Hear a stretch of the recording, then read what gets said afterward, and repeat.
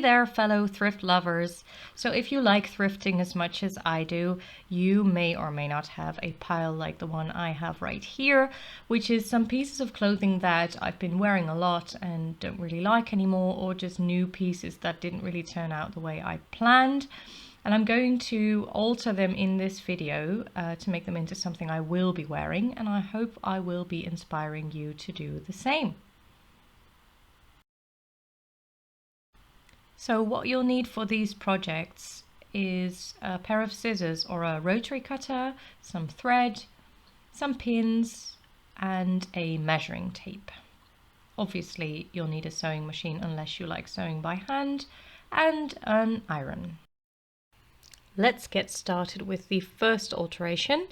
It's this lovely blouse of which I really love the fabric. I love the print, the colors really are very, very nice, but I really don't like the length, and it has these crazy side flaps. I don't know who designed this, but well, I'd rather not show all of this to the outside world, so let's do something about this right now.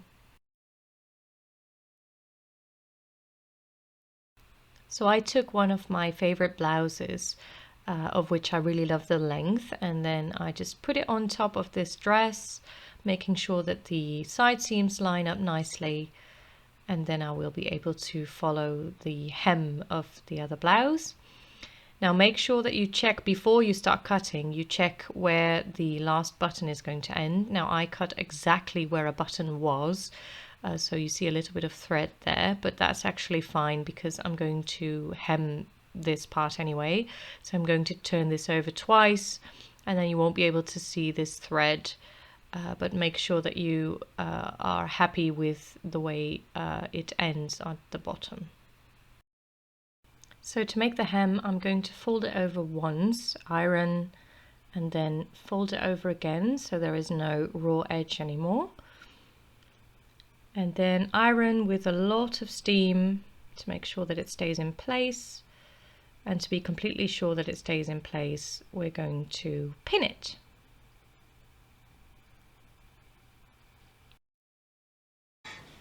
So to make sure your seam will not unravel, you should do a back stitch. So just a little bit of going back and forth, like I'm doing right here, and then let's get sewing.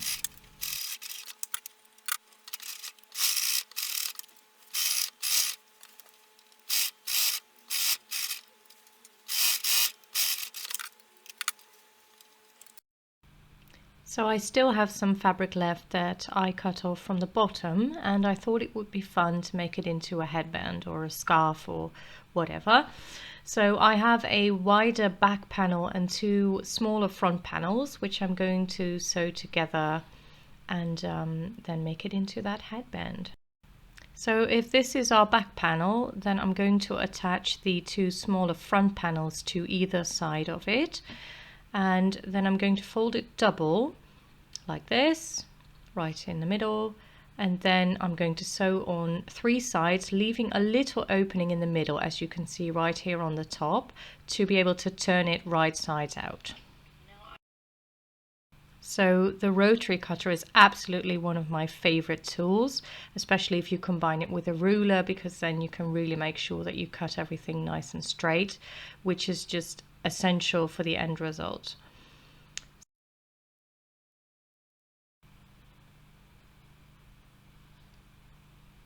So I'm going to use a zigzag stitch. You could also use a serger to make sure that the edges don't fray. So I'm attaching the pieces together right here,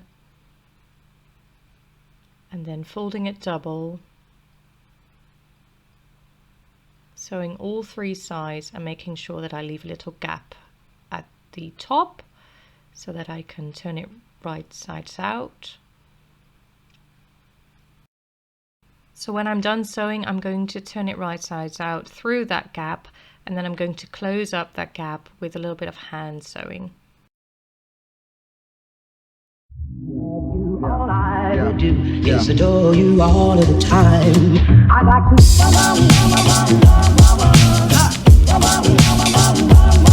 I like to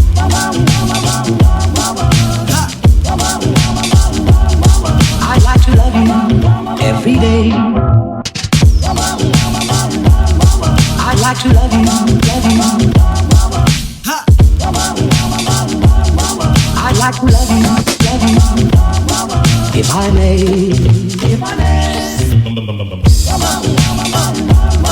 I'd like to love you,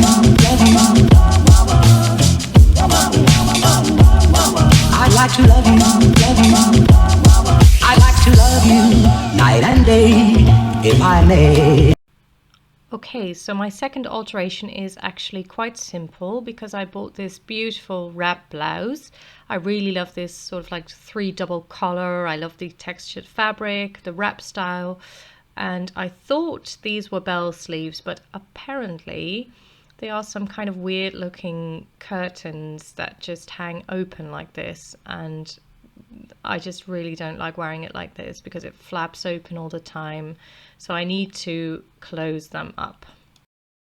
So the nice thing about this is that the seams are already serged. So that means the seam is already finished. So I don't have to do anything about that. I can also just leave the end of the sleeve that hits my wrist. I can just leave it as is. So all I need to do is turn the blouse inside out, because it has to happen right side to right side, of course. And I'm going to sew these sleeves together.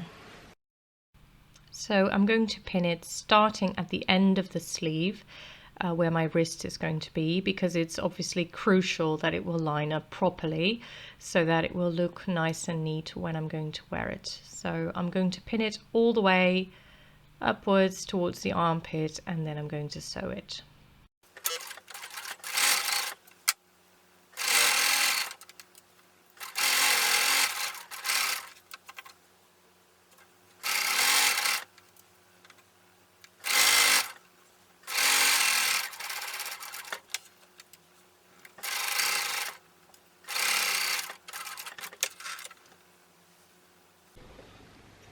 Okay, so this is our new sleeve.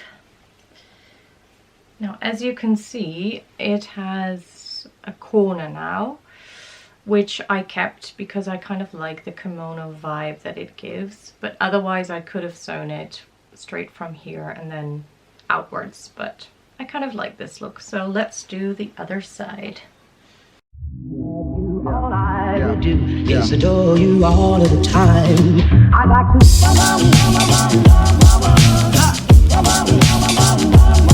I like to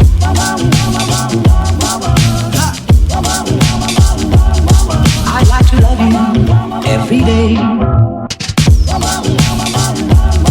I like to love you, I like to love you, if I may. So my last alteration of this video is a little bit more complicated. I have this lovely dress thing, of which I really love the print. I like the bishop sleeves, I like the ruffled collar, but I guess I'm just not that much into this short length anymore. I don't really like the dropped waist. It's just a little bit too tight around the boob area, so I just don't grab for it anymore. So I'm going to have to do something about that. So I'm going to start off by cutting off the dropped waist, which is a gathered piece of fabric that is attached to the bottom. And I'm going to keep that to be able to extend certain widths of the rest of the blouse. I'm going to start with the side seams because that's the biggest problem. So I'm just going to cut them open, and then I'm going to attach a little triangle in between, which I'm going to show you how to do that right now. Okay, so I have now cut off the bottom, so it's rather short now. Maybe a little bit too short, but we'll see when I try it on. And we have a lot of leftover fabric, so we can still fix that. And I have, let me see if I can show you. I have cut open the side seam right here. And I've done that on both sides, of course, because we're going to put in a little bit more fabric there so that we have a little bit more room to breathe in. So I'm measuring how long that side seam actually is, and that length I'm going to draw a line onto the leftover fabric, and then I'm going to determine the width that I want to extend it to, and then I'm going to draw a line with a ruler to make it into a triangle, which is going to hopefully fit exactly in between that side seam. So here you see me drawing that line. Love this ruler.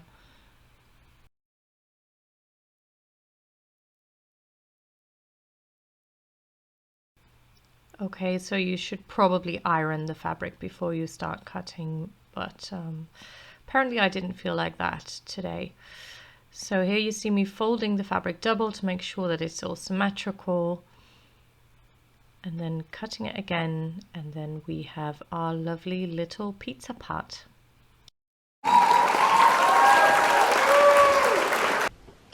Now this is our side seam. I've put the garment inside out, and what needs to be done, of course, is we're going to put this pizza part in here. Now you see that I have cut a little bit longer, which is fine, because that way we can make sure that it's long enough, and then we can cut this part afterwards after we've made sure that it fits. So we're going to pin this right sides together, then sew it, and then it's done.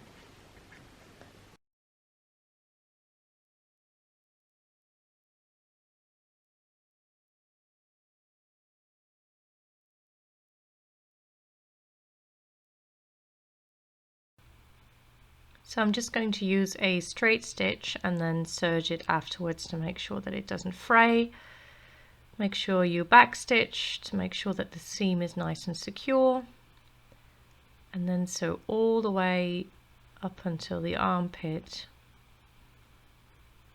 Make a backstitch again, and then I'm going to do the other side. And this is the end result, which you can barely see the inserted piece because of the print, so that's good.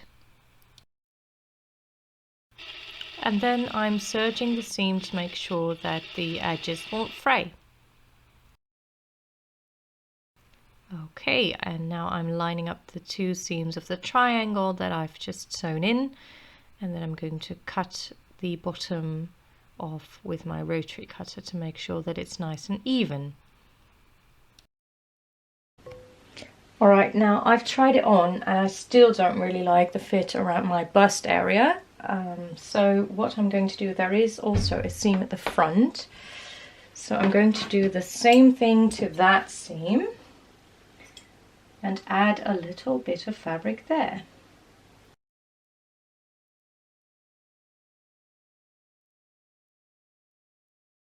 Okay, so it's always important to do a little try on in between, because I have just cut open the front seam because I was going to add a piece in there, but now that I'm trying it on, I'm thinking to close up that seam somewhere around the bust area, like that. So I'm going to pin this.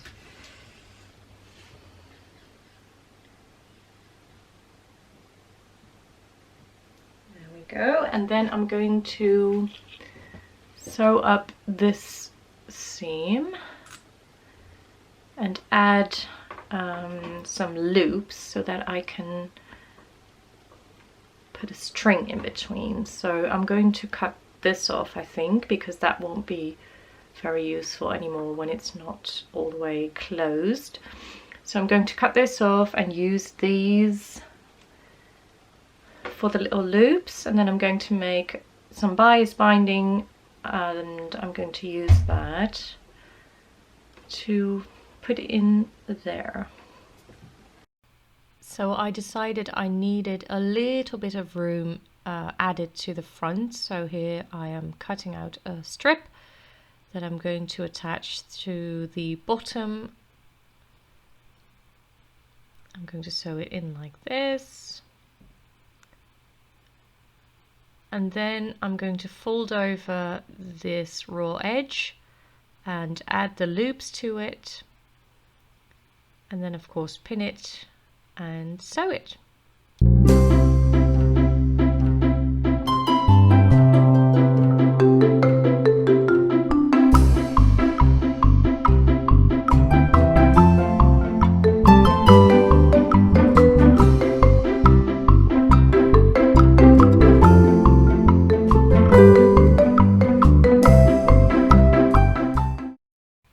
So normally bias tape is cut on the bias, so diagonally, because that just makes the bias tape look a lot nicer on curved edges. But because we're just going to make a straight sort of like ribbon, and we don't really have that much fabric, I'm going to cut it in a straight line from the existing fabric that we have left over. So I'm just going to determine what width I would like for the bias tape, and then I'm going to fold it double on both sides, just inwards towards the middle. And then I'm going to press it with my iron and a lot of steam to make sure that it stays put.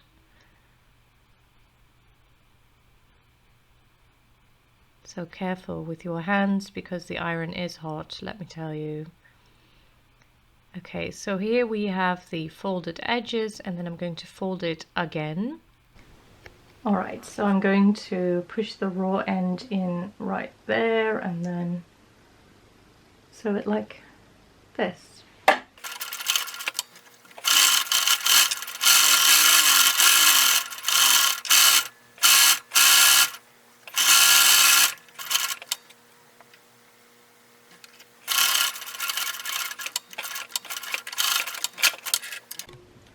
And there we go.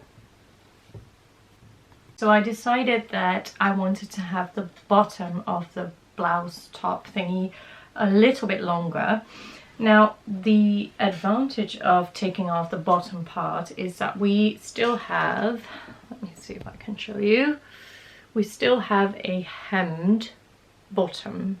So all we would need to do is take, well, a piece as long as we would like off of this cut off piece, and we can sew and serge it onto the bottom of our existing blouse, and then it will have exactly the right length that we want it. Okay, so as I was pinning my new bottom, including the hem, to the new bottom of my top, I realized that obviously because of these pizza parts it is a lot bigger now, so I need to add a little piece of fabric to the existing bottom, but then I don't have any pieces of fabric with the hem left, so I am gonna have to hem this little piece. All right, so I have added another little piece that I have hemmed to my bottom strip, and I'm now going to pin it to my garment, right sides together, so like this, and then I'm going to serge it.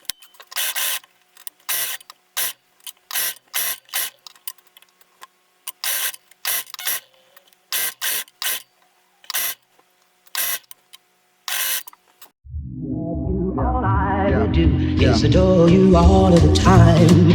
I'd like to.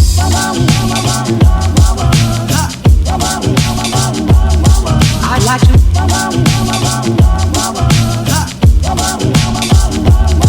I'd like to love you every day.